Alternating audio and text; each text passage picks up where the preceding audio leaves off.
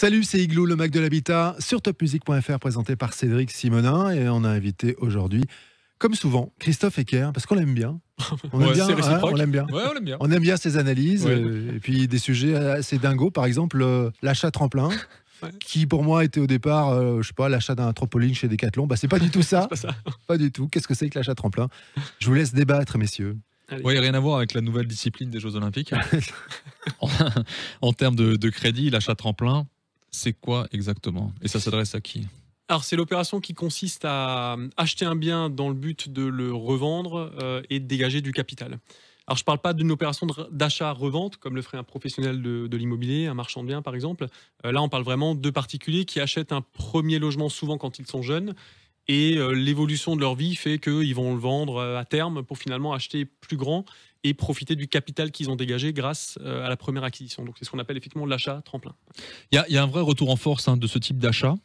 Parce qu'il y a quelques années, quand j'étais très jeune et que j'ai commencé ce métier, les gens disaient... 2-3 ans. Il y a 3 ans. Ils disaient, voilà, on achète et c'est pour la vie. Maintenant, c'est un petit peu évolué. Ça revient en force. Et finalement, pourquoi? Alors, principalement grâce au taux bas, qui ont pour effet de baisser les mensualités de façon importante. Et donc, le raisonnement de la plupart des jeunes acheteurs, c'est de dire aujourd'hui, je paye un loyer de 800-900 euros. Je me rends compte que à superficie équivalente, je paierai la même chose pour un crédit. Donc, pourquoi je resterai locataire alors que je peux devenir propriétaire et d'une certaine manière capitaliser? Alors, pour être franc, ils ne sont pas tous dans une stratégie d'achat tremplin tout à fait consciente. En fait, ils le font sur la base de ce raisonnement-là, mais il s'avère que ça devient extrêmement pertinent ensuite quand on utilise bien cet outil. Il faut le garder combien de temps pour que ça devienne un achat tremplin? Parce qu'il faut le garder un petit peu quand même. C'est clair, il faut le temps d'amortir déjà les frais et puis que le delta entre le capital restant dû sur le crédit et la valeur du bien soit suffisamment important pour qu'il y ait un capital à dégager. Donc, grosso modo, on est entre 5 et 7 ans. Puis il y a d'autres choses, c'est une stratégie patrimoniale ou une stratégie familiale, même parfois les deux.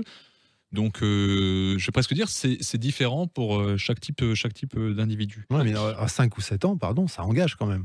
Ouais, c'est clair, mais après, c'est la durée moyenne de détention d'un bien immobilier pour des primo-accédants. Ouais. Donc, 5-7 ans. Alors, ce que vous sous-entendez peut-être, c'est que les jeunes en particulier, se séparent peut-être parfois plus vite que ça. Non, c'est pas ça. C'est que 5-7 ans, c'est-à-dire on ne se dit pas, tiens, je vais acheter un appart, puis dans 2-3 ans, j'aurai de l'argent pour en acheter un autre. Quoi. Ouais, ça engage quand même un peu plus que ça. Bien sûr, ouais, absolument. Ouais, la mutation et les évolutions des carrières professionnelles font aussi qu'on a besoin parfois d'être très mobile et de pouvoir et acheter et se libérer d'un logement assez rapidement. Est-ce qu'on peut avoir un exemple chiffré? Ouais, alors je lis mes notes puisque évidemment je n'ai pas tout ça par cœur en tête, mais on a fait l'étude sur un bien acheté à 200 000 euros, financé sur 25 ans avec des mensualités de 850 euros par mois. Au bout de 7 ans, il reste 151 000 euros à rembourser. Si on considère que le bien vaut toujours 200 000 euros dans 7 ans, et ça on pourra en débattre, ça veut dire qu'on a un capital de 49 000 euros qu'on peut dégager dans le cadre d'une nouvelle opération. Et donc ce qu'on a voulu faire, c'est de voir si ce même acheteur était resté locataire, par exemple avec un loyer de 650 euros par mois, donc 200 euros de moins que ce qu'il paierait effectivement en mensualité, et s'il décidait de mettre ces 200 euros dans de l'épargne, quel capital il se serait constitué au bout de 7 ans, donc 84 mois. Et en l'occurrence, au bout de 2 ans, il se serait constitué un capital de 16 800 euros versus 49 000 en ayant été propriétaire et donc en vendant son bien au bout de 7 ans. Donc la différence, elle est monumentale. Ouais, mais pardon, mais il y a peut-être aussi, c'est pas 200 000 euros qu'il l'a acheté, puisqu'il y a quand même les frais de notaire, il y a... Oui, alors... Voilà. Il faut le compter quand même au départ, donc il faut le déduire des 49 000 peut-être. Ou alors il avait un apport et il l'a mis, et auquel cas il le retrouve assez facilement ensuite quand il vend. Ouais. Oui, parce qu'il vendra un peu plus que 200 000 euros. Okay. Et justement, en parlant d'apport, est-ce qu'on arrive à réaliser ce type d'opération si on n'a pas d'apport personnel? Alors j'aurais aimé vous répondre oui très facilement, c'est ce que j'aurais pu vous répondre il y a à peu près 1 an, mais donc avec les nouveaux critères qui existent maintenant et le durcissement des critères de la part des banques, c'est un petit peu plus compliqué. Il faut effectivement prévoir un apport. Dans l'ancien, prévoir à peu près 8 à 10% d'opérations qui correspond grosso modo aux frais, et dans le neuf, environ 4%. À la marge, il peut y avoir des cas dans lesquels on peut financer sans apport. Ça peut être notamment le cas avec ce qu'on appelle les prêts PASS, les prêts à l'accession sociale, où là, on peut financer sans apport, voire même parfois la banque met en place un crédit personnel qui permet de constituer l'apport, puis après on fait un montage sur le crédit immobilier. Et maintenant, quels seraient les risques de ce type d'achat? Bon, clairement, le risque principal, c'est un retournement du marché, donc un effondrement des prix de l'immobilier. Mais dans l'exemple que j'avais tout à l'heure, on est sur un bien à 200 000 euros sur lequel on dégage quasiment 50 000 euros de capital au bout de 7 ans. Donc, si le client, l'acheteur en tout cas, devait se retrouver dans une situation flat où finalement, au bout de 7 ans, il dégage rien du tout, ça voudrait dire que les prix de l'immobilier auraient baissé de 25%. Donc, que le bien acheté 200 000 vaudrait finalement 150 000 au bout de 7 ans. Bon, je parle sous le contrôle d'un vrai pro de l'immobilier, ça paraît quand même peu probable en France. Alors ça n'est pas arrivé, même pendant la crise de 2008, et je renvoie à une émission qu'on avait faite par rapport à ces stats sur juste après la sortie du confinement, de savoir quelles étaient les 3 stratégies possibles par rapport au marché de l'immobilier. Oui, on sait que ça augmente, alors il n'y a aucun risque que ça baisse, quoi. Ah, on sait jamais, On Eric, sait jamais. mais le potentiel est relativement faible parce qu'il y a une forte demande par rapport à l'offre. Donc il y a une vraie tension sur le marché de l'immobilier actuellement et depuis déjà quelques années, et ça ne va pas s'arrêter. Dernier point, donc l'achat tremplin, c'est pour rebondir sur quelque chose d'autre. Oui.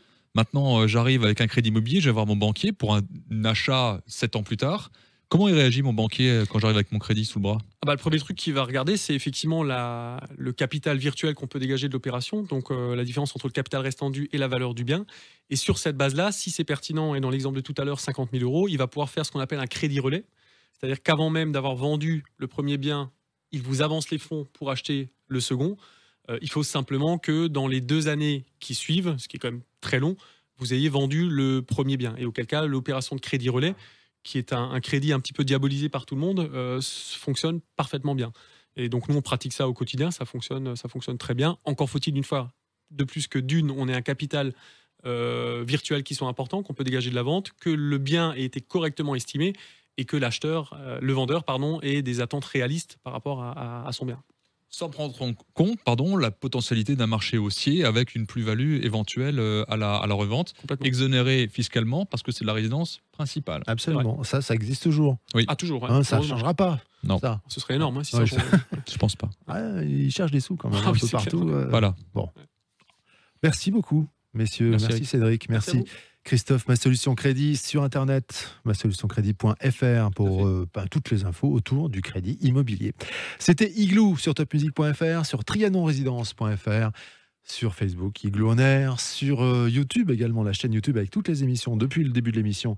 Il y en a plus de 80 maintenant. Et puis sur les plateformes de podcast. Merci, à très vite.